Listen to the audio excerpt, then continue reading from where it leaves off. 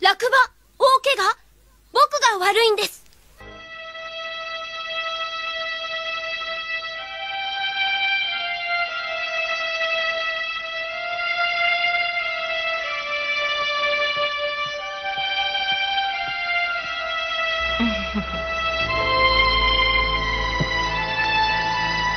Ayan, nakatapos na din ako.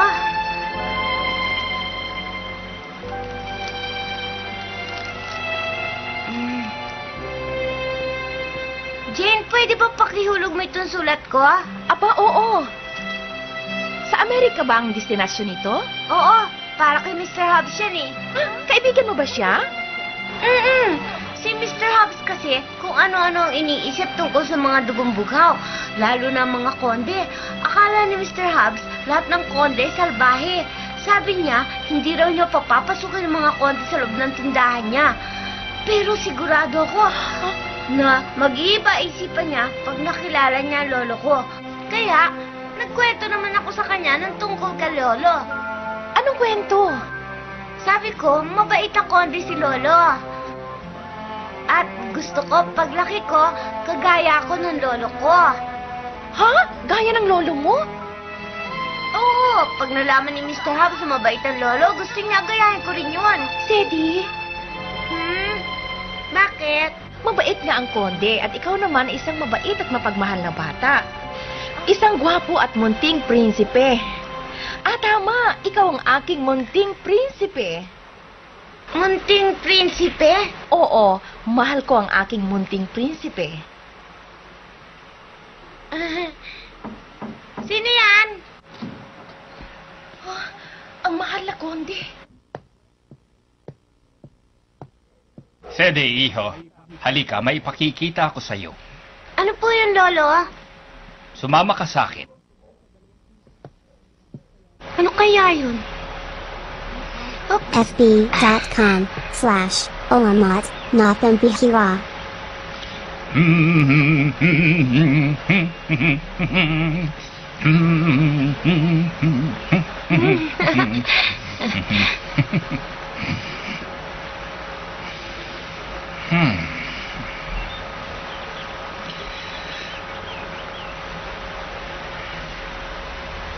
Jefferson. Po.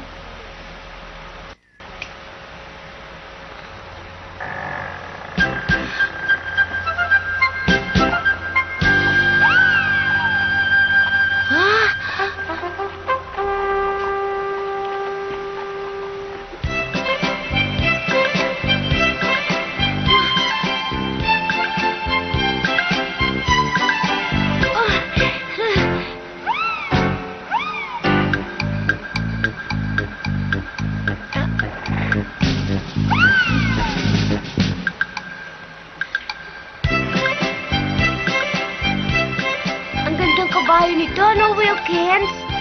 Opo, Master Cedric. Sa buong buhay ko po, ngayon lang po ako nakakita ng ganyang kagandang kabayo. Halos kasing ganda rin po niya si Selim, ang kabayo po ni Mahal na Konde.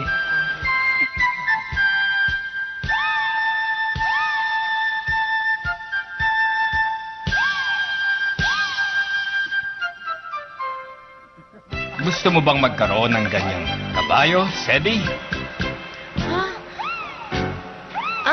Opo, gusto ko po, lo.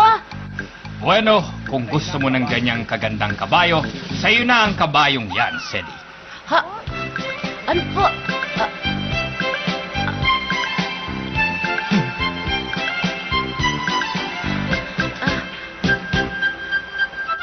Naku, maraming salamat po, lolo.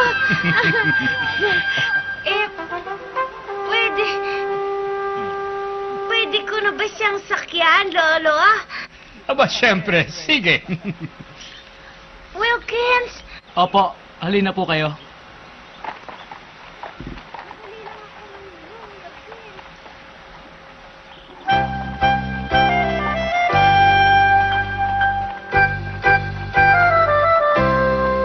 Madali akong mahilo, Wilkins. Masasanay din po kayo niya, Master Cedric. Basta't mag-ingat lang po kayo sa pag-upo. Ganun nga ginagawa ko eh.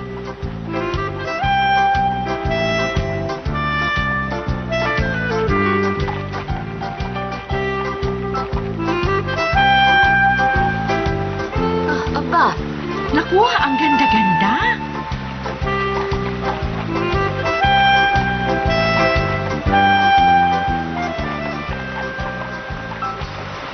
Ang galing. Talagang kadugo ni Master Cedric ang mahal na konde.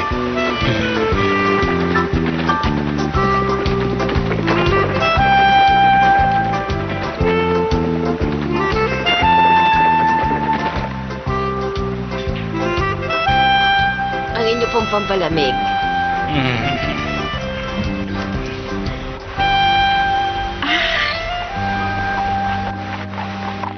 Lolo, ano pong pangalan ng kabayo ko? Meron ba? Pangalan na ba'y wala pa akong naiisip ah. Ako na lang magbibigay. Bakit? May naisip ka na ba? Opo. Sige, pinyagan mo na siya. Prinsipe. Prinsipe ka mo? Opo. Mula ngayon ang pangalan niya ay Prinsipe. Prinsipe. Ano sa palagay mo, Jefferson? Bagay na bagay po ang pangalang prinsipe para sa kabayo ni Master Cedric, mahal na konde. Kayo, Mrs. Mellon. Sa palagay ko po'y ganun din, mahal na konde. Bagay na bagay nga po, mahal na konde.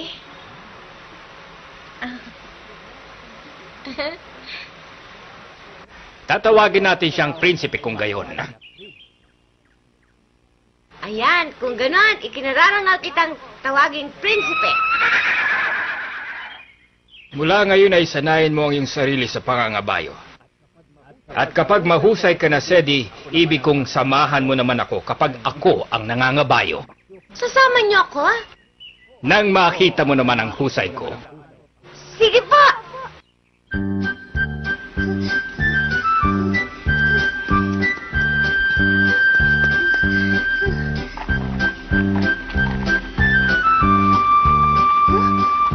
Teddy!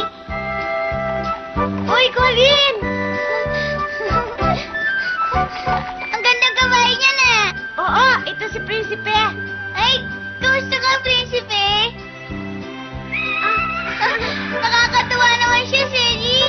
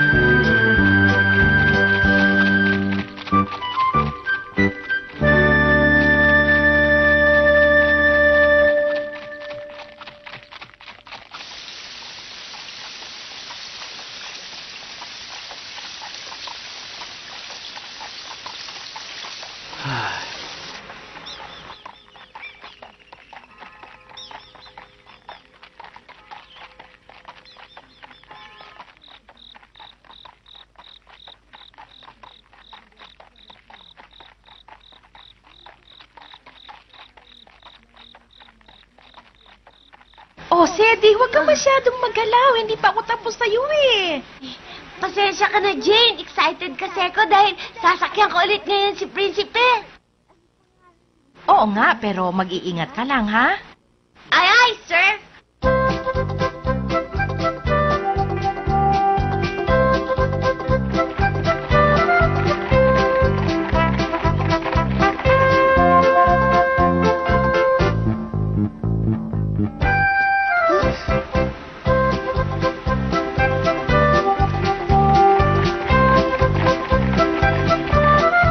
Pinahanga niyo ako, Master Cedric. Maaga pa lang, nandito na po kayo.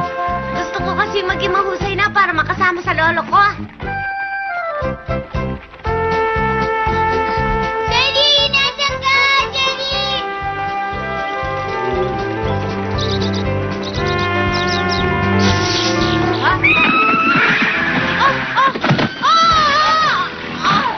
Master Cedric!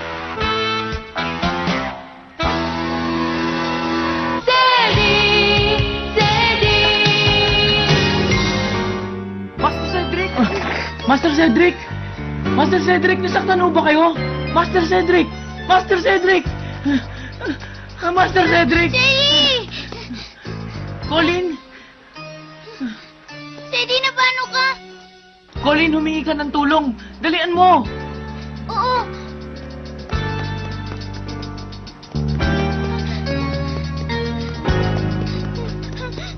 Ano? Nalaglag si Sedi! Opo, at hanggang ngayon ay hindi pa nakakamalay si Master Cedric. Doktor, nagpatawag na ba kayo ng doktor? Opo, pero hindi pa sila dumarating hanggang ngayon. Wala pa po sila. Jefferson, hindi mo ginagamit ang utak mo. Di magpatawag ka ulit ng iba! Opo, opo.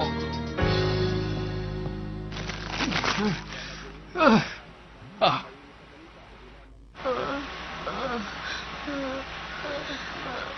Oh, may lagnat si Sedi. Naku, ano ang gagawin natin? Ang mahal na konde, Nasaan si Sedi? Ano ang lagay niya? may kaunting lagnat po.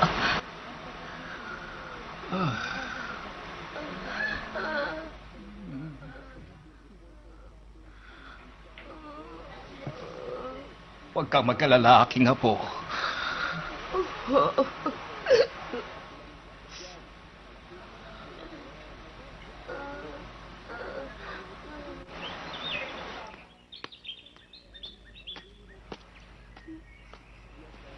O Colin, nandito ka pa pala. Kumusta si Teddy? Ha? Medyo mabuti na siya, Colin. Medyo? Oo. Kaya wag ka na mag-alala. Umuwi ka na ngayon, Colin. Ayoko nga! Dito lang ako.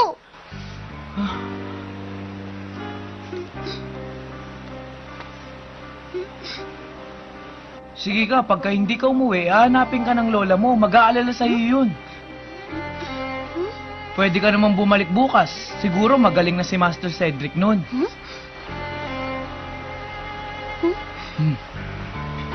Oo nga, no?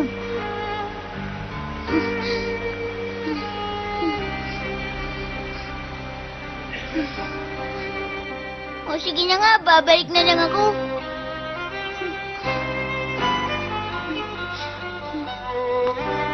Bye-bye!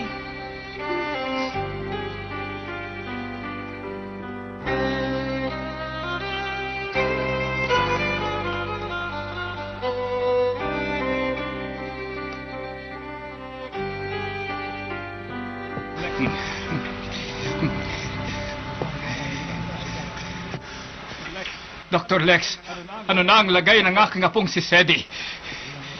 Mahal na konde, huwag ho kayong maingay. Hindi ko marinig ang kanyang tibok ng dibdib. Mahal na konde, ang mabuti pa doon na lang kayo maghintay sa inyong silid. Ba?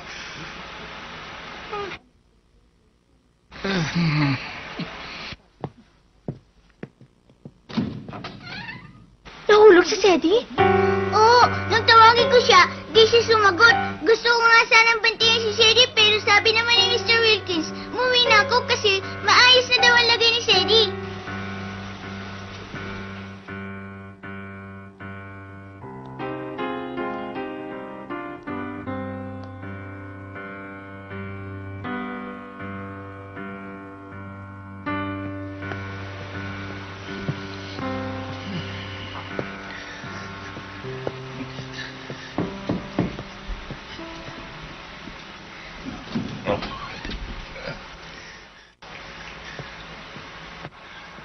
Doktor, kamusta lang aking apo? May konting pasa siya sa binti. Hindi kayo dapat mag-alala sa kanyang kalagayan. Pasa sa binti. Oo, pasa. Maliit na pasa lamang yun. Kaya hindi kayo dapat mag-alala. Ah, Kaya lang, ano? ang inaalala ko naman sa kanya ngayon ay tungkol sa kanyang lagnat. Palagay ko ay dala yun ng sobrang pagod niya. Sobrang pagod. Palagi po kasi ngayong nag-iensayo sa pangabayo si Master Cedric para kung mahusay na raw po siya ay makasama na sa inyo. Binigyan ko na ho siya ng gamot kaya mawawala na ang kanyang lagnat bukas. Sa palagay ko ay nasobrahan sa pag-iensayo si Master Cedric. Babalik ako bukas. Alagaan niyo siyang mabuti. Alis na ho ako. HD encode by Carlolo 16. Paalam na.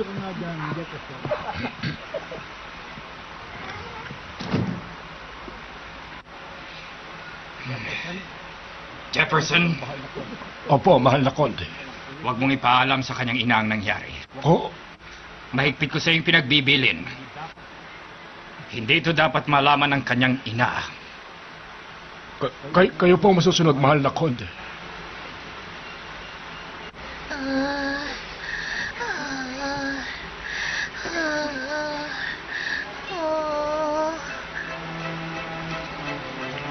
Kung magkasama lamang sana kayo, maligaya sana ngayon si Master Cedric. Ay, kawawa naman ang batang iyon. Huwag mong sabihin yan, Cathy. Pero Mrs. Errol, Palagay ko naman inaalagaan ng mabuti ng mahal na konde ang aking anak. Kaya wala tayong dapat ipag-alala, Cathy. sana nga ho, Mrs. Errol. Kahit na ayaw sa akin ng mahal na konde, naniniwala naman ako na mabait siya kay Sedi. Naniniwala ako doon, Cathy. Huwag mong pag-alinlanganan ang sinabi ko. Oho, Mrs. Errol.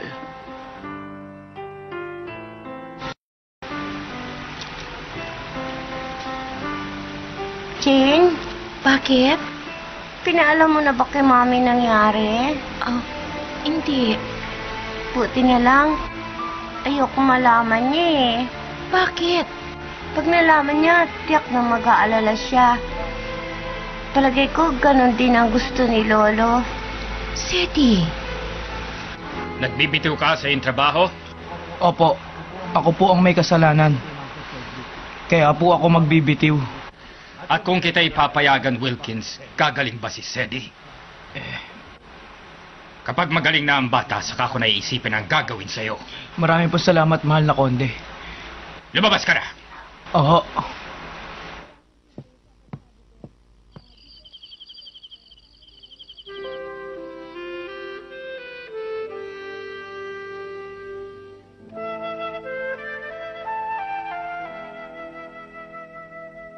Salamat, bumaba ng kanyang lagnat.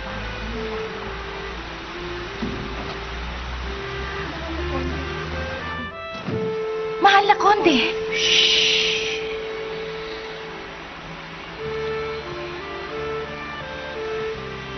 Jane, kamusta na ang lagay niya? Mababa na po ang kanyang lagnat. Mabuti.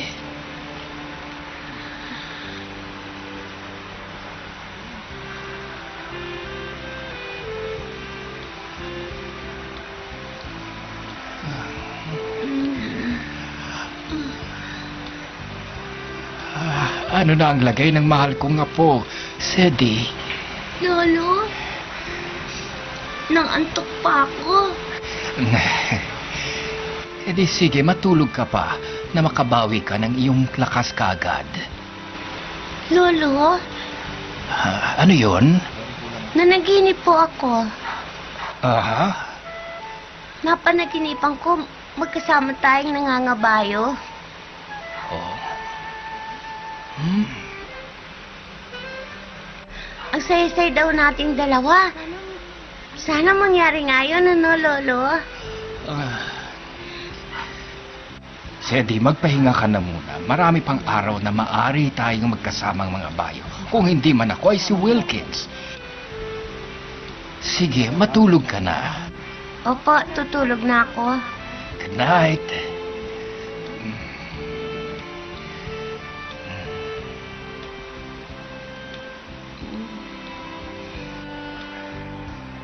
Matulog ka na mahimbing, mahal kong apo.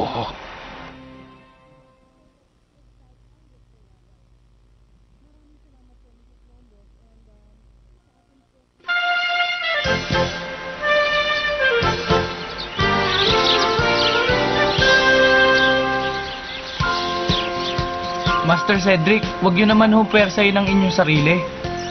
Masyado ka namang nervyoso, Wilkins. Dapat nga mag-ensayo ako para hindi na ulit ako malaglag eh. Jenny! Uy, Colleen! Magaling ka na pala, Sedi! Siyempre naman! Mabuti na lang!